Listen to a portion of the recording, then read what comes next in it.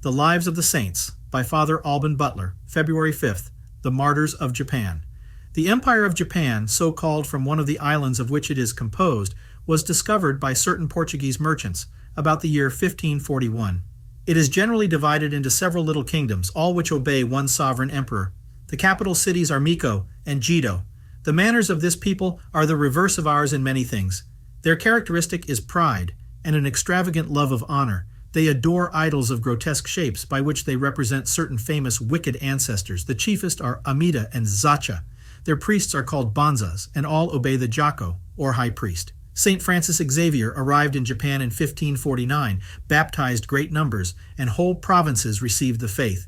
The great kings of Arima, Bungo, and Omura sent a solemn embassy of obedience to Pope Gregory XIII in 1582, and in 1587 there were in Japan above 200,000 Christians, and among these several kings, princes, and banzas. But in 1588, Kambakundono, the haughty emperor, having usurped the honors of a deity, commanded all the Jesuits to leave his dominions within 6 months. However, many remained there disguised.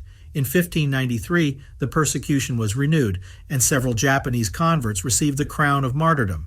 The emperor, Tadkosama, one of the proudest and most vicious of men, was worked up into rage and jealousy by a suspicion suggested by certain European merchants desirous of the monopoly of this trade, that the view of the missionaries in preaching the Christian faith was to facilitate the conquest of their country by the Portuguese or Spaniards. 3 Jesuits and 6 Franciscans were crucified on a hill near Nagasaki in 1597. The latter were partly Spaniards and partly Indians, and had at their head Father Peter Baptist, commissary of his order, a native of Avila in Spain. As to the Jesuits, one was Paul Michi, a noble Japanese and an eminent preacher, at that time 33 years old. The other 2, John Gatto and James Kisai, were admitted into the society in prison a little before they suffered. Several Japanese converts suffered with them. The martyrs were 26 in number, and among them were 3 boys who used to serve the friars at Mass. 2 of them were 15 years of age, and the third only 12. Yet each showed great joy and constancy in their sufferings. Of these martyrs, 24 had been brought to Miko, where only a part of their left ears was cut off, by a mitigation of the sentence which had commanded the amputation of their noses and both ears. They were conducted through many towns and public places, their cheeks stained with blood, for a terror to others. When the 26 soldiers of Christ were arrived at the place of execution near Nagasaki, they were allowed to make their confession to 2 Jesuits of the convent in that town, and being fastened to crosses by cords and chains about their arms and legs, and an iron collar about their necks, were raised into the air, the foot of each cross falling into a hole prepared for it in the ground.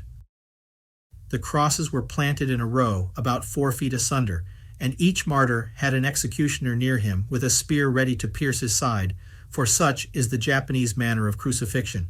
As soon as all the crosses were planted, the executioners lifted up their lances, and at a signal given, all pierced the martyrs almost in the same instant, upon which they expired and went to receive the reward of their sufferings. Their blood and garments were procured by Christians, and miracles were wrought by them. Urban VIII ranked them among the martyrs, and they are honored on the 5th of February, the day of their triumph.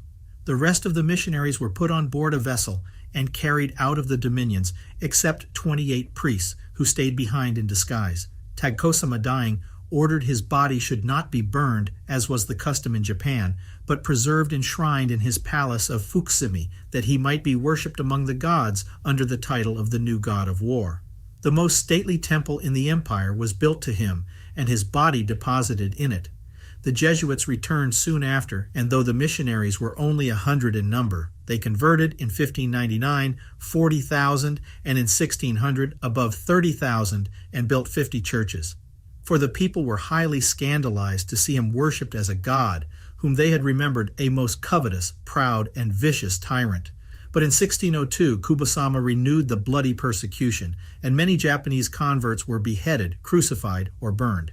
In 1614, new cruelties were exercised to overcome their constancy, as by bruising their feet between certain pieces of wood, cutting off or squeezing their limbs one after another, applying red-hot irons or slow fires, flaying off the skin of the fingers, putting burning coals to their hands, tearing off the flesh with pincers, or thrusting reeds into all parts of their bodies, and turning them about to tear their flesh, till they should say they would forsake their faith.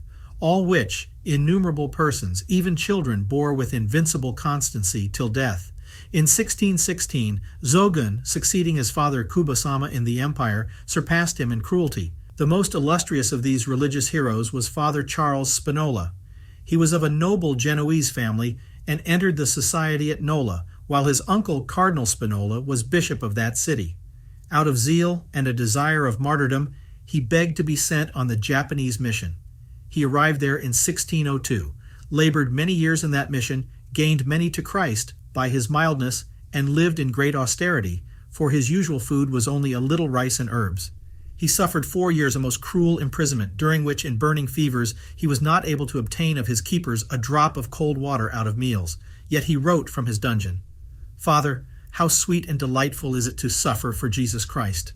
I have learned this better by experience than I am able to express, especially since we are in these dungeons where we fast continually. The strength of my body fails me, but my joy increases as I see death draw nearer. Oh, what a happiness for me if next Easter I shall sing the heavenly Alleluia in the company of the blessed." In a long letter to his cousin Maximilian Spiola, he said, "Oh, if you had tasted the delights with which God fills the souls of those who serve him and suffer for him, how would you contemn all that the world can promise? I now begin to be a disciple of Jesus Christ, since for his love I am in prison, where I suffer much. But I assure you that when I am fainting with hunger, God hath fortified me by his sweet consolations, so that I have looked upon myself as well recompensed for his service. And though I were yet to pass many years in prison, the time would appear short through the extreme desire which I feel of suffering for him, who even here so well repays our labors, besides other sickness. I have been afflicted with a continual fever 100 days, without any remedies or proper nourishment. All this time my heart was so full of joy that it seemed to me too narrow to contain it. I've never felt any equal to it, and I thought myself at the gates of paradise."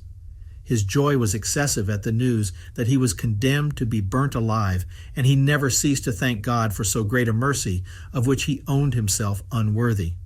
He was conducted from his last prison at Omura to Nagasaki, where 50 martyrs suffered together on a hill within sight of that city, 9 Jesuits, 4 Franciscans, and 6 Dominicans, the rest seculars. 25 were burned, the rest beheaded. The 25 stakes were fixed all in a row, and the martyrs tied to them. Fire was set to the end of the pile of wood, 25 feet from the martyrs, and gradually approached them 2 hours before it reached them. Father Spinola stood unmoved, with his eyes lifted up towards heaven, till the cords which tied him being burnt, he fell into the flames, and was consumed on the 2nd of September in 1622, being 58 years old. Many others, especially Jesuits, suffered variously, being either burnt at slow fires, crucified, beheaded, or thrown into a burning mountain, or hung with their heads downward in pits, which cruel torment usually put an end to their lives in 3 or 4 days. In 1639, the Portuguese and all other Europeans except the Dutch were forbid to enter Japan, even for trade. The very ambassadors which the Portuguese sent thither were beheaded. In 1642, 5 Jesuits landed secretly in Japan, but were soon discovered, and after cruel tortures were hung in pits till they expired. Thus hath Japan encouraged the church militant, and filled the triumphant with glorious martyrs, though only the first mentioned have as yet been publicly declared such by the Holy See, who are mentioned in the new edition of the Roman Martyrology, published by Benedict XIV in 1749.